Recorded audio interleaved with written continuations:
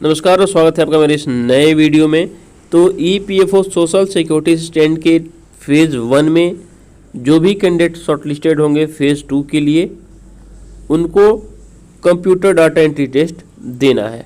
अगर आप इंग्लिश में टाइपिंग करना चाहते हो तो आपकी टाइपिंग स्पीड 35 वर्ड्स पर मिनट इन इंग्लिश होना चाहिए, और अगर आप हिंदी में देना चाहते हो तो 30 वर्ड्स पर मिनट। लेकिन किस लैंग्वेज में आपको ये टाइपिंग टेस्ट देना है, ये कहीं मेंशन था एप्लीकेशन फॉर्म में या नहीं था, एक बार हम लोग चेक कर लेते हैं।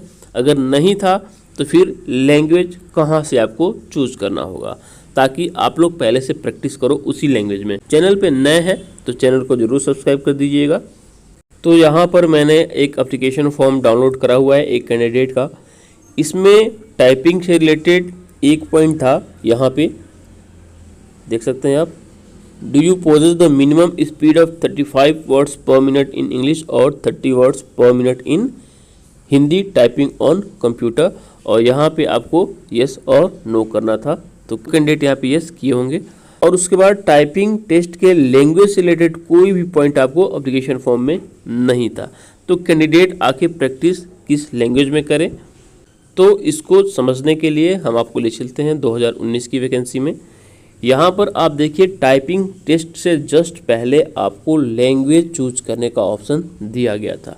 यहाँ से आपको लॉगिन करना था, और लॉगिन करने के बाद से आपको फेज़ 3 यानी कि डाटा एंट्री स्किल टेस्ट के लैंग्वेज को आपको चूज करना था कि आप किस लैंग्वेज में अपना टाइपिंग टेस्ट देना चाहते हो।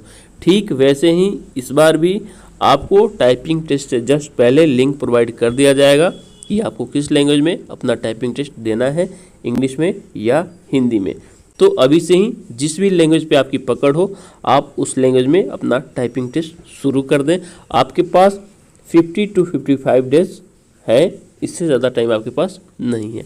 किसी भी अपडेट के लिए चैनल को ज़रूर सब्सक्राइब कर दीजिएगा। धन्यवाद।